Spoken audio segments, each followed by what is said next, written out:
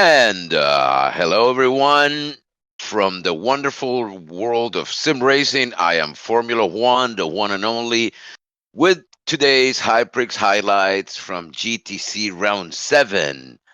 And we have again our friend and pilot for HyPrix, Mr. Greasy, Sam Squatch. So take it away, your greasiness. How are you? What's going on? Good. Had a great race last weekend. We put it on the podium, top step. Got my Yes, first you win did. ever. So Yes, you did, sir. exciting And times. And you started second. We can see it on the grid right now. Sleepy was in front of you, not two. Then Sharky Frogs, another of our boys, Ando, Jakey, Remy, Shadow, and Tati was the host, Announcer, yeah. the announcer. So Willow Springs, a completely different and just altogether very hard track. And as we are about to start the race, I'm gonna, as usual, bring it up to you so you tell us about your first lap. First lap was just all about getting off the line and staying where I was on the grid. I did have confidence in this race. I did do a couple practices actually, but this one was all about saving the tires right from the very beginning. It was such a difficult tire race. It was unbelievable. Yeah, But right yeah, now we're watching you in lap one, the elliptical in one turn two, and Willow Springs is a complicated track. Only 9 laps, 2.5, only 9 turns, I'm sorry, 2.5 miles. But boy, are those miles and are those turns really, really worth a lot of effort and a uh, lot of concentration no right room here. for mistakes. Yep, by lap four, we're watching already when you are overtaking uh, OGR Slipstream and you're taking in possession of first place. Yeah, I felt I had the pace on him early, even with saving the tires. So I think I said even on the second or third lap maybe that I need to get around him. So he made a little mistake, dropped a tire, and I just was able to go right by him. Yeah, and particularly the fact that in here you don't have walls, you don't have runoffs, you don't have anything but gravel. Some of the turns in sector two is only 3 sectors to this turn. And in this one particularly, you even can encounter some negative camber turns, Like that one. like that one on the way down as you reach that observation booth, the green observation booth. Now by lap 14, we see you starting to lap guys that were from Division 6 because Yes. difference in this race is the fact that D1, Division 1 and Division 6 were running together. So it looked like one of those races in which you have different categories. In this fact, you had the same car in this one, but that doesn't change the fact that you still have to do your uh, traffic. You have to really be careful, and the guys in the lower division, the 6th division, which is the last one, really have to be careful in letting you guys go. Yeah, it was that was a first for me passing people like that. Well, in this league anyway, you encounter slow drivers, so sometimes they get out of the way, sometimes they don't. But there was one point where I encountered one lap driver, and I'm believing he left it on the pause menu, and it made it very, very difficult and very sketchy for me to get around him. But I was able to get around without any contact. But yeah, this was the tire race. It was all about the tires. You can see here, lap 35 on the mediums. Yes. We're in, what does its clock say? An hour and 13 minutes in, just getting close to the opening of the pit window, and that front left on the medium is almost already dead. So Correct. keeping the softs alive was next level for me. So I I didn't believe keep them alive. I'm sorry to cut you off. From the 9 turns, I would say 1, 2, 3, 4, 5 at least are turning right. Yep. They're very aggressive, hard right-hand, high-speed right-hand turns as well. And not only that, but you gotta keep it. You gotta keep it tight. You gotta keep the car rolling. The moment, because these are not high downforce cars, so the moment you kind of like let that balance go between throttle and braking and cruising, the car is just going to do some funny on you. That's Yeah, just you have to be very smooth. If you watch the way I'm driving, like in this corner right here, I'm not using my brake at all. Not even a correct. little bit. I'm just lifting off and coasting. And then That's the feathering. biggest thing. Yes, now you're in pits by The lap pits. 50. Yes. 54 minutes remaining. Tell us what you're thinking right here. They can take a little bit of fuel and try and keep these soft tires alive again. Like the soft tires melted off even faster, but you had to have the pace. And as you see, I come out of the pit here. I took a little bit of fuel just to be safe. Natu, Ando, and Sharky did not. That's how Ando got in front of me there. But I knew I had the pace on him. And he still had to make a pit stop, right? No, he was done his pit stop at that point. So he passed me in the pit stops, but I didn't even stress about this right now. I was like, you know what? I'm going to be good. I know I got the car. I know I got the track. I've completely felt comfortable in the rhythm of this car and on this track. I didn't have any of those hair-raising, scary moments. So I knew it was just a matter of time before I could get around Ando and take the lead and hold it. And now is where Natu is coming out of pits on third place, but he's got a 26-second lead over Sharky. Yeah. Who did not look very Sharkious today. No, Sharky was moving a little bit slower. I did talk to Sharky and Natu after the fact, and it sounds like they both did get caught up in some lap traffic. Sharky was following somebody and missed his braking point and went off track, so they had their moments. I don't think Natu had any off-track moments, but he definitely got held up in lap traffic for sure. And in here, by lap 55, it looks like you were just trying to save fuel on Ando for a while until you make the move. It's just waiting until I got up close enough to make a move. I didn't want to push too hard because of the tires, right? Had to really pick and choose the moves. He didn't fight it. He kind of just let me go. He knew he wasn't going to get away, so... And that was it. I never looked back after that. I held the lead from here on out. And Such a solid race. Yes, and you had for a big while, you had the fastest lap. Now Slipstream's got it at 1.16483. Yeah, you know what? Considering how close the championship is, I probably should have pushed for a fastest lap, but I didn't want to risk it for the biscuit, you know what I mean? I already been in the lead. I didn't want to take my chances. And by this point, the tires were already too far gone to set any kind of lap record.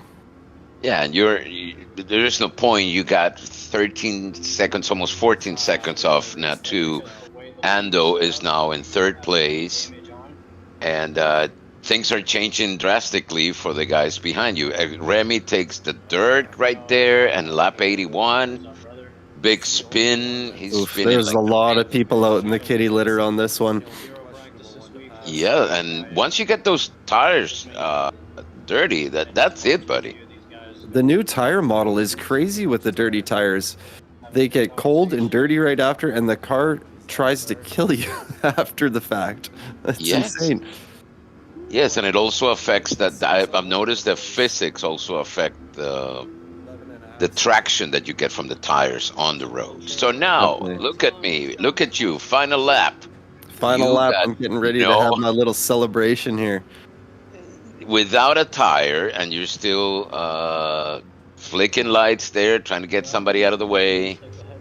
Well, some of this. I think that's in the rules. I'm sorry if I broke any rules by flicking lights, but our rules didn't state anything about insane lap traffic, so I only gave him one flick of the lights each. But yeah, came around this last corner for the 92nd time, not one penalty, not one off-track experience, and took it home. Well, finally.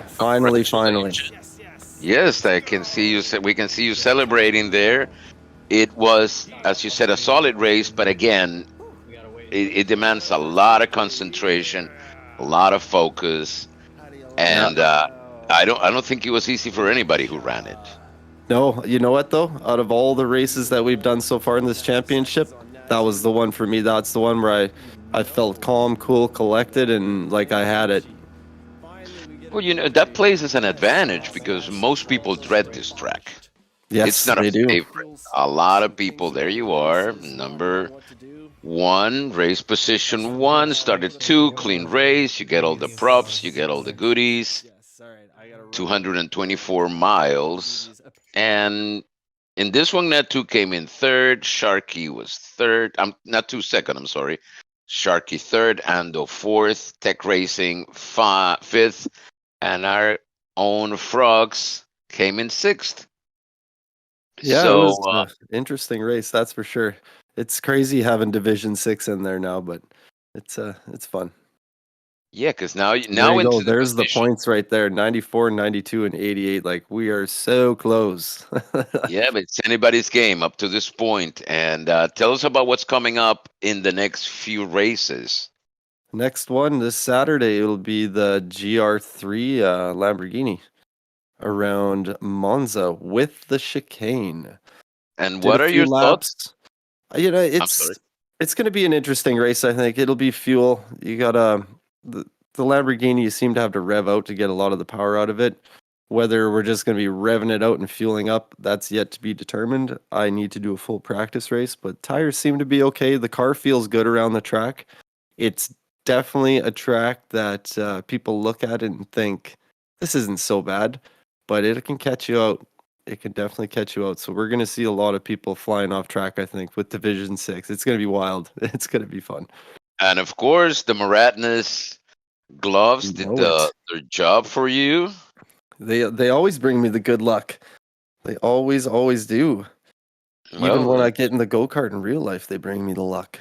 Bring me the shout wins. out to Maratnus, who we have their picture and the website. If you guys are interested in going there and acquiring this pair of gloves, we spoke about maybe you having them signed and sent to somebody after a while. We'll have This to. is a possibility. Yeah, Miranda's puts out all sorts of different gloves all the time. So they have their summer edition coming out now. They had a Miami Grand Prix edition out. Oh, So cool. it's definitely something I've been thinking about. You got my mind thinking about it. Maybe doing a giveaway of these gloves or maybe something else where somebody enters a draw and can order them a pair of gloves with their own name on it or whatever. But The yeah, it's discount some promo code. ideas. Yeah, discount promo code or something.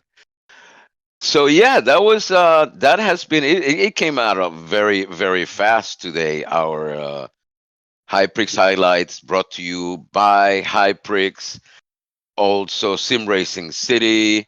We also, of course, have to give thanks to Presidio and the boys from GTC who allowed us to run their own footage of this race.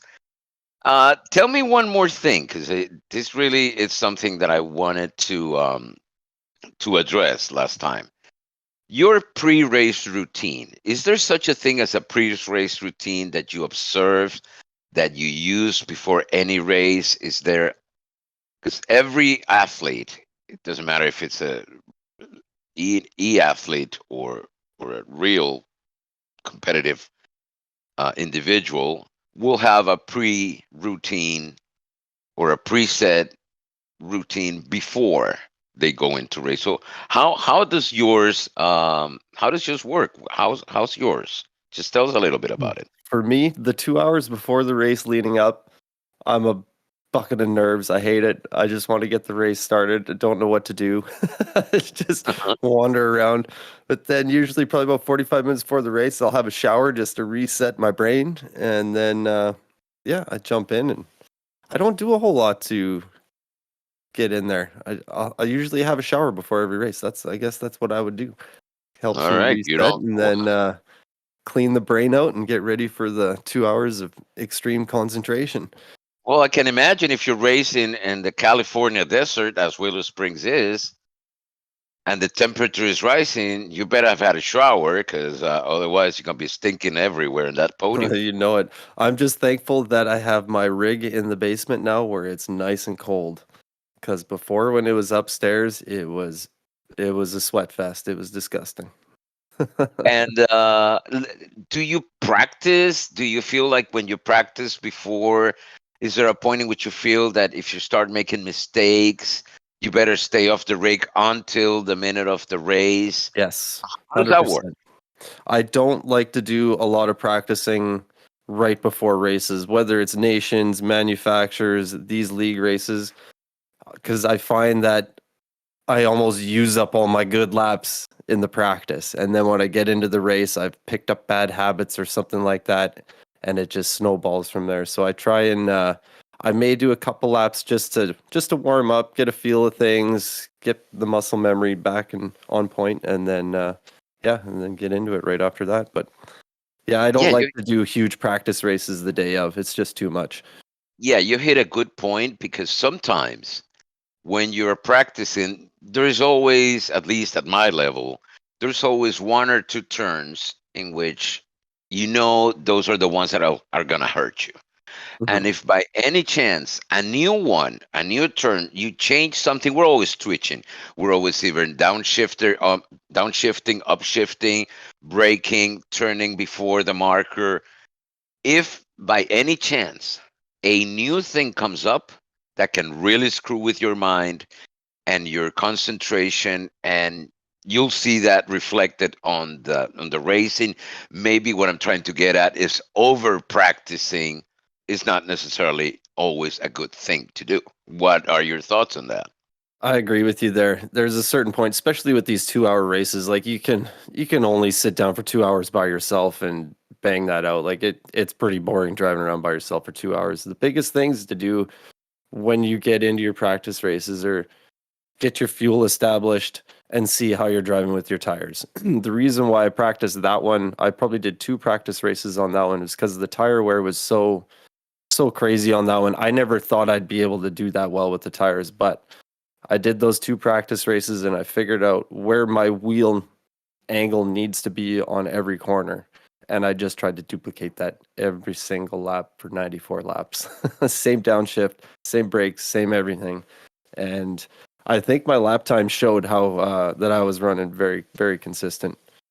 So it Well, was you have definitely, and not to leave this out as we're running out of time here, but hey, tell us about your experience on the on the Nations Cup. ooh, the Nations Cup last night. I was nervous about that one. Didn't do any practice. It was Hmm. Fuji, 30 laps around Fuji in the GR2. Everybody was picking the NSX, so I followed suit. We only had 3 slots to do it, so I was able to get into the second slot. Did not do too well. I think I finished 11th place in that one. I got kind of hammered in the first corner on the second lap due to somebody's missing their brakes, but whatever, no big deal. I saw that. Yeah, Yeah, it was somebody Mr. really Grove Street. launched you. I got to throw Grove Street under the bus, but I love the And, guy. But yeah, not only that, but after he launches he you and caught me put you, again. he caught you Yeah, again, clipped you on the back yeah, he end. did. It was good, but yeah. Then I got back. I got the kids to bed and everything, and I came back for the 9 o'clock slot, and I started 7th or 8th in that one. And before I knew it, I found myself driving around in 4th place, having epic battles with MCA, Lester. It was Mr. Micah, it Lester was fun. Turismo. I think it was the brown individual took the CLK, and he was Mhm. just tearing through the field at the beginning of the pack, which kind of diced things up and made things a little interesting. But the last half of the race, we ended up catching that Mercedes up and going Oh, around. those are big names. You look talking about Mr. Micah. You're talking about Turismo Lester. Oh, it Uh, was top split. Windfire Top was in Split. there. We had Cyrus in there, Sikkim in there. Who else? James Bond USA was in there. Cantilever. It was all super, super fast drivers. Unbelievably fast drivers. Very well. And well, with this, we are going to wrap it up here for everybody. Thank you very much, Greasy Sam Squanch. Well, thank you for having me again. Your It's fun. of of course. Hey, this is your house. This is your home. This is the place we like to talk about racing. We love to hear from real top tier racings, not all slow farts like myself. But I guess I'm better commenting than racing. So, with that, having said that, thank you. This has been the HyPrix Highlights brought to you by Simrace City.